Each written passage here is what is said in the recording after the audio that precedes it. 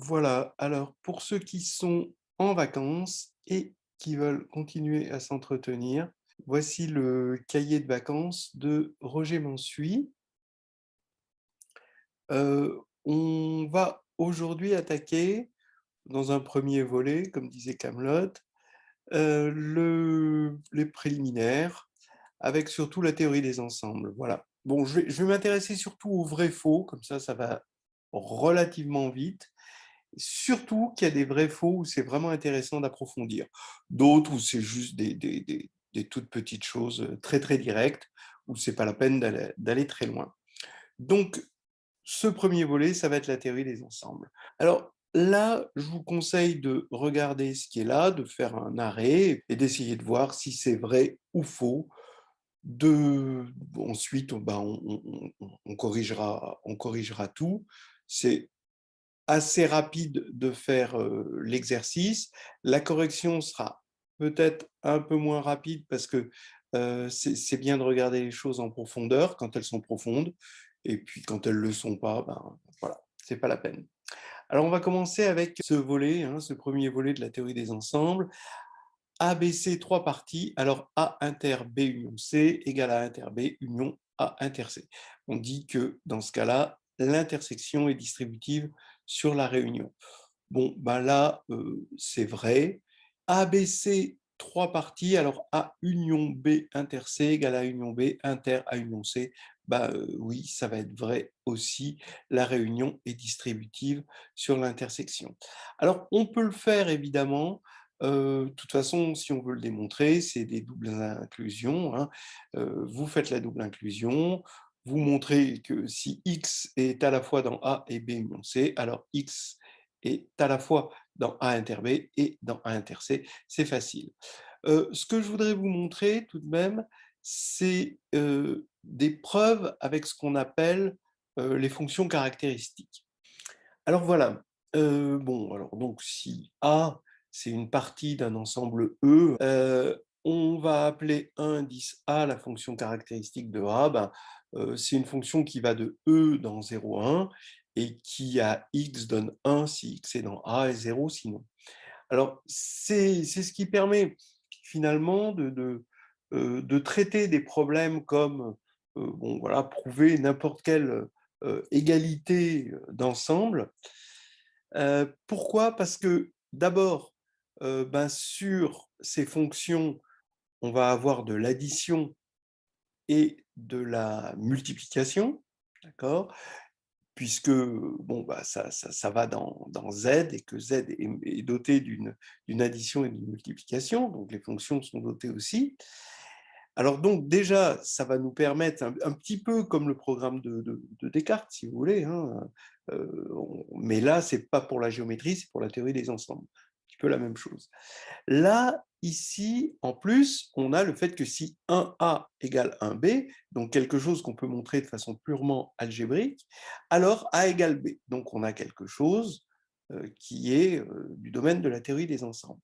Donc vous voyez cette espèce on va dire, dualité, on a des fonctions qui voient, un peu comme des fonctions coordonnées, si vous voulez, qui voient des objets, mais là qui ne sont pas de nature géométrique, qui voient des ensembles.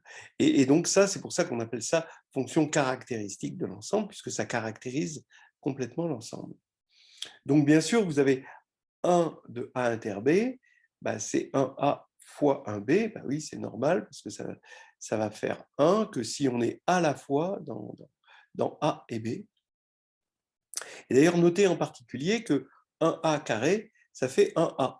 Alors ça, c'est évident, parce qu'un 1 au carré, ça fait 1, mais c'est aussi évident parce que A inter A est égal à A. Voilà. Bon, alors, il y a peut-être que moi que ça amuse, mais en tout cas, je trouve ça assez drôle.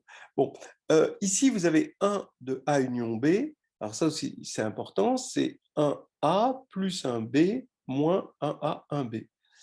Voilà. Donc, ce qui veut dire que bon, alors ça vous le montrez très, très facilement, hein, en prenant X dans A union B ou X dans E moins A union B. Et vous voyez que ceci, ça marche très bien.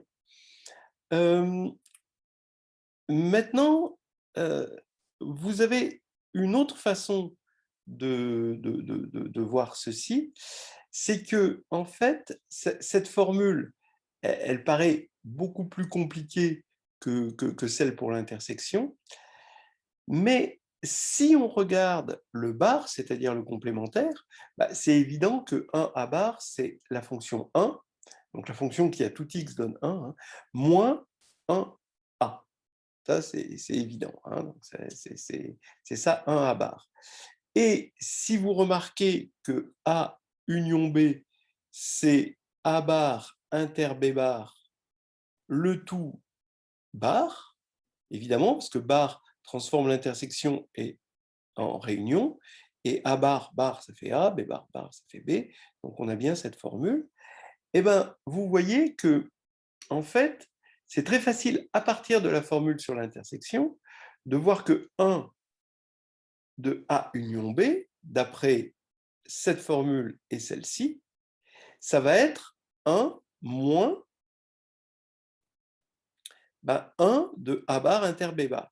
Mais 1 de A bar inter B bar, c'est 1 A bar fois 1 B bar, d'après cette formule, et c'est donc 1 moins 1 moins 1A, facteur de 1 moins 1B. Voilà. Et quand vous développez, vous avez 1 fois 1 qui va s'éliminer, et il va vous rester 1A plus 1B moins 1A fois 1B. Voilà. Donc, alors, je vous fais remarquer quand même, c'est toujours, moi, j'aime bien ce truc-là parce que ça fait penser à ce qu'on appelle le transport de structure. C'est-à-dire que vous avez une opération qui est l'intersection, elle est très facile, d'accord? Vous voyez, vous avez une opération très facile. Et en fait, on voit ici que la réunion, c'est l'intersection via le transport de structure par la bijection bar. Voilà.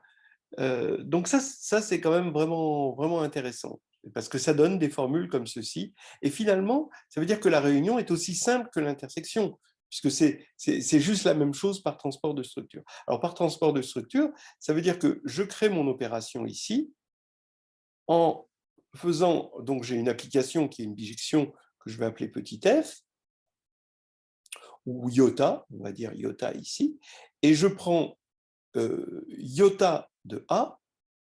Là, j'ai mon opération facile, là c'est l'intersection inter iota de B, et tout ça, je passe par iota moins 1. Il se trouve, ça ne s'est pas vu parce que c'est un bar, donc bar est involutif, mais c'est iota moins 1. Donc vous voyez, vous faites iota moins 1 de iota de 1A, point iota de 1B, et donc c'est le point est devenu une opération. Et c'est comme ça qu'on montre, finalement, quand on a une opération par transport de structure, il se trouve que c'est une opération qui va avoir exactement les mêmes qualités, hein, que ce soit l'existence d'un élément neutre ou l'associativité, etc. etc. Ça va avoir exactement les mêmes propriétés, la commutativité bien sûr, les mêmes propriétés, hein, on va avoir des isomorphismes, entre guillemets, que l'application de départ. Donc en gros, à se rappeler, hein, la réunion, c'est l'intersection par transport de structure via euh, l'application bar. Voilà. Alors donc, du coup, je reviens à ce qu'on disait, la distributivité devient quelque chose de très amusant parce que ça se fait avec un calcul enfantin et non pas avec des doubles inclusions, hein, qui peuvent sembler un petit peu plus besogneuses. Là, vous faites 1 de A inter B union C, donc c'est 1A.1 B union C. Ensuite, vous développez, vous écrivez 1 B union C avec ce qui est écrit avant, et puis ici, vous développez en pensant bien que 1A carré, c'est 1A, donc vous avez cette formule. Et 1 de A inter B union A inter C, pareil, vous le faites, hein, c'est très facile, et vous allez retomber sur la même chose. Et comme vous avez égalité entre les deux, le fait que ce sont des fonctions caractéristiques, comme on a dit tout à l'heure, voilà ici, va faire que A inter B union C, c'est A inter B union A inter C. Donc vraiment, c'est quelque chose de très joli de faire les choses comme ça. Et quand ensuite vous allez devoir prouver des choses plus compliquées comme la formule du crible, eh ben, vous serez content de trouver ça. Alors ici, pareil, vous voulez montrer la distributivité de la réunion sur l'intersection, ben vous le faites. Là, vous allez avoir un A plus un B inter C, donc un B point un C, moins ben, l'intersection, donc un A, un B, un C. Voilà. Et quand vous allez faire ça, vous allez avoir un A plus un B moins un A, un B, donc ça c'est 1 de A union B, multiplié par un A plus un C moins un A, un C. Voilà, donc ça c'est 1 de A union C. Et quand vous allez développer, bon, bah, c'est vraiment un petit jeu d'enfant, vous allez retomber sur cette formule qui est la même que celle-là. Et donc, comme c'est des fonctions caractéristiques, on a ici l'égalité. Alors maintenant, donc, bon, l'intersection de 4Z inter 6Z est égale à 12Z. Ben, vous savez que l'intersection des idéaux de Z par transport de structure, encore une fois, c'est un transport de structure, entre l'application qui a un idéal de Z associe son unique générateur positif, ça correspond au PPCM. Donc, ça revient à dire, est-ce que le PPCM de 4 et 6, c'est 12? Et ça, c'est vrai. Par contre, bah, ça, c'est forcément... Donc, là, pour l'instant, on a vrai, vrai, vrai. Hein. Ça, c'est forcément faux. Hein. 2 est dans 2Z, mais 2 n'est ni multiple de 4, ni multiple de 6, donc ça, c'est absolument faux. En revanche, on aurait pu dire que 4Z plus 6Z, parce que par transport de structure, plus dans N devient le PGCD, et bien oui, le PGCD de 4 et 6, c'est 2. Voilà, donc ça, c'est faux. Bon, alors, soit A, B des parties finies. Alors, le cardinal de A inter B plus le cardinal de A union B est égal au cardinal de A plus le cardinal de B. Alors ça, c'est tout à fait vrai. Hein.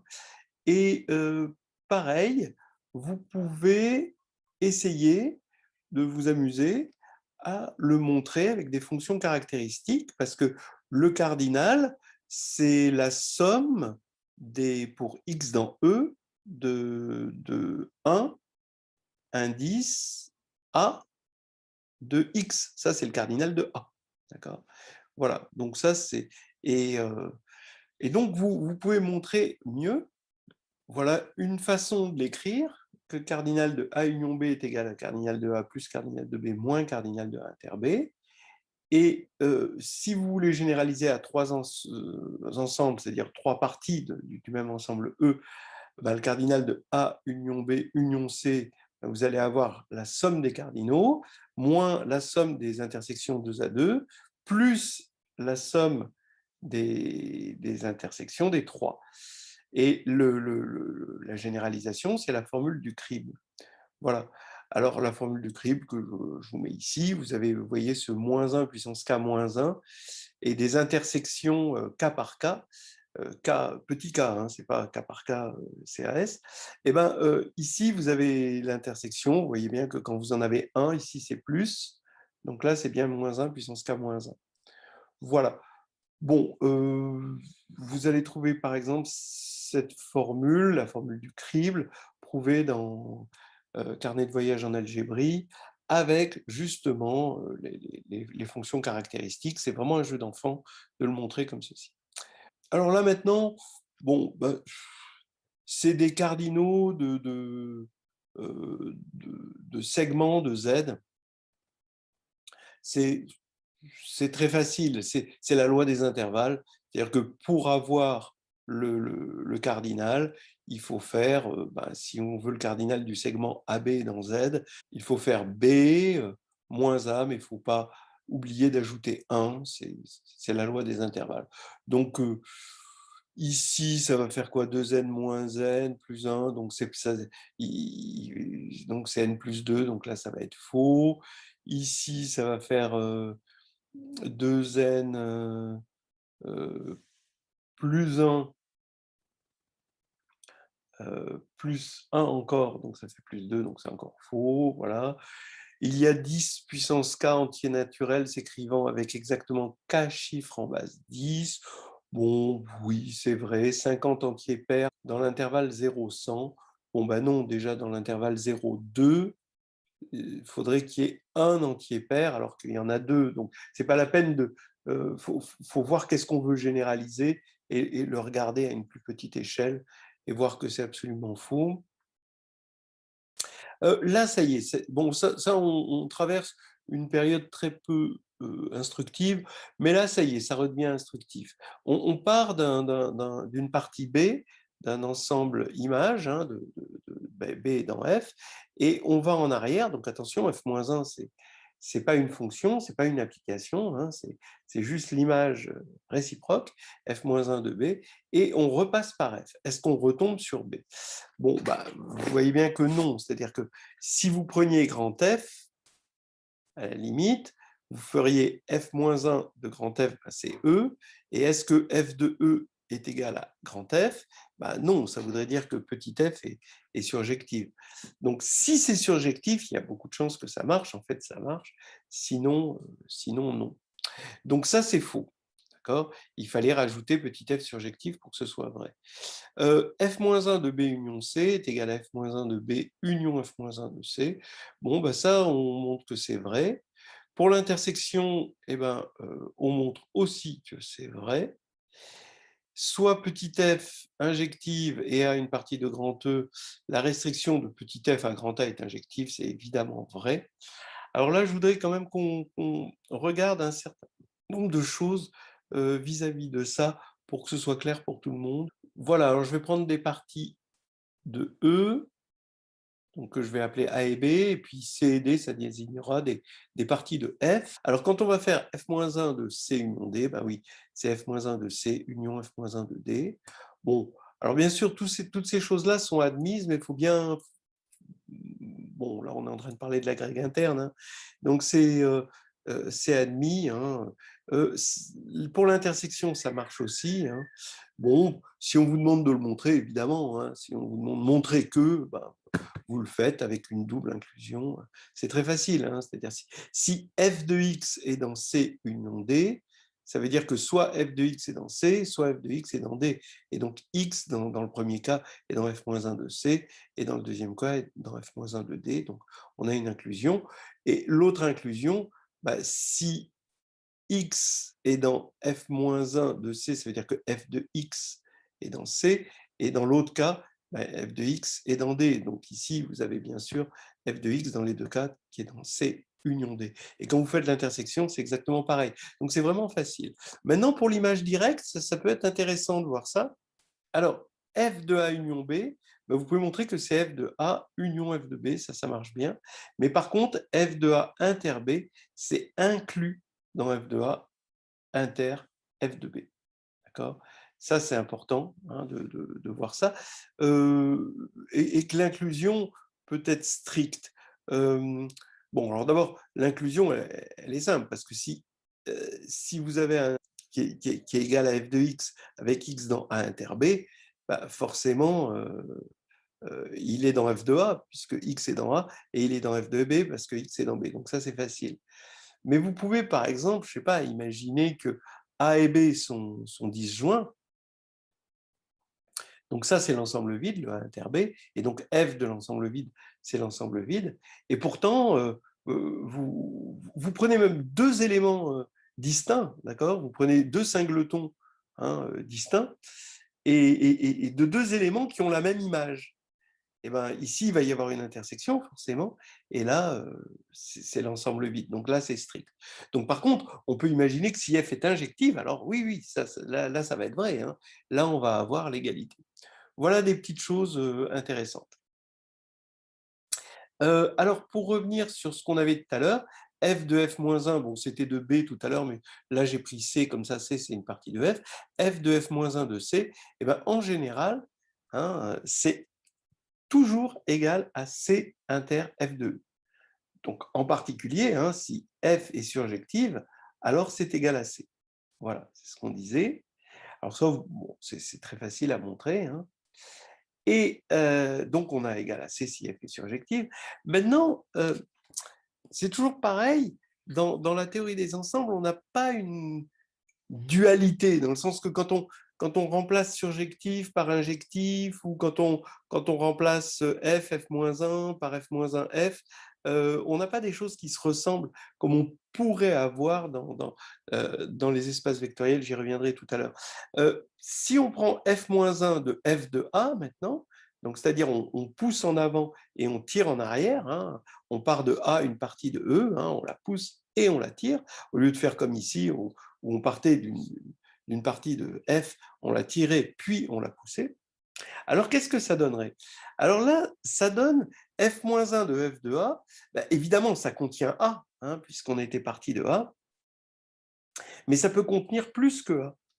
Hein, ça, c'est important. En fait, c'est égal à ce qu'on appelle le saturé de A pour la relation d'équivalence suivante, ARB, donc c'est une relation d'équivalence dans E, hein, si f de A égale f de B. Donc vous vérifiez évidemment que c'est une relation d'équivalence, c'est une parfaite relation d'équivalence. Et maintenant, on regarde le saturé de A. Qu'est-ce que c'est que le saturé de A pour cette relation d'équivalence? C'est la réunion des classes de A, donc tous les petits b, d'accord, qui sont tels que f de A est égal à f de B, avec petit a dans grand A. Voilà, c'est ça. D'accord. Alors, vous voyez que ça ne ressemble pas tellement. On a deux choses qui se ressemblent à gauche, mais par contre, à droite, ça a des têtes vraiment différentes. En revanche, on va retrouver A si F est injective. Ben oui, puisque le saturé de petit a, eh ben, la classe de petit a, si F est injective, ben, F de A est égal à F de B, si et seulement si A égale B. Donc, A est en relation uniquement avec A. Donc, la classe de A, c'est juste le singleton petit a. Donc, on a la réunion des singletons petit a, et donc c'est grand A. Donc, voilà, on a fait le tour de ce vrai-faux en essayant d'aller dans les généralités, hein, pour que les choses soient bien comprises. J'espère que vous avez bien compris les choses. Maintenant, il faut faire très, très attention au piège de la théorie des ensembles, c'est-à-dire que quand on passe à la théorie des espaces vectoriels et des sous-espaces vectoriels, on a envie d'y voir une similarité avec la théorie des ensembles, et c'est pas faux, c'est pas tout à fait faux. Effectivement, donc regardons ceci, et ben là, c'est faux. C'est-à-dire que il y a deux opérations dans les sous-espaces d'un espace, c'est l'intersection et la somme. La somme, on a envie de dire qu'elle ressemble à la réunion. Bon, pourquoi pas? L'intersection n'est pas distributive sur la somme. Ça peut lui arriver de l'être dans des situations très particulières, comme ce qu'on appelle de treillis distributif, c'est-à-dire par exemple, quand on travaille sur le lemme des noyaux, on a des situations comme ça, mais en général, c'est absolument faux. Et la somme n'est pas distributive sur l'intersection non plus, par dualité, on va dire. Là, eh bien, là, ça va marcher si on remplace, dans la théorie des espaces vectoriels, le cardinal par la dimension. On va avoir effectivement la dimension de l'intersection plus la dimension de la somme est égale à la somme des dimensions des deux sous-espaces vectoriels.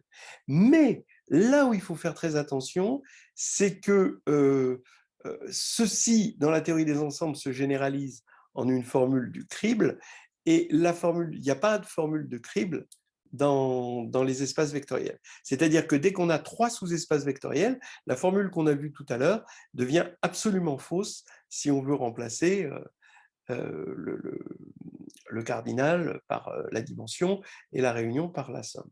Donc là, il faut faire très attention aussi. Voilà. Maintenant, dans les espaces vectoriels, f de f-1 d'un espace, c'est encore le sous-espace intersecté avec l'image de f dans les sous-espaces vectoriels. Et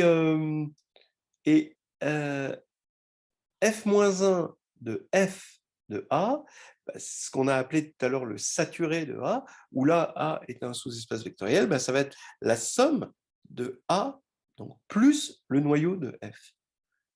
Voilà des choses qui peuvent être utiles. De toute façon, on le reverra plus tard, certainement, dans un vrai faux, ce genre de truc.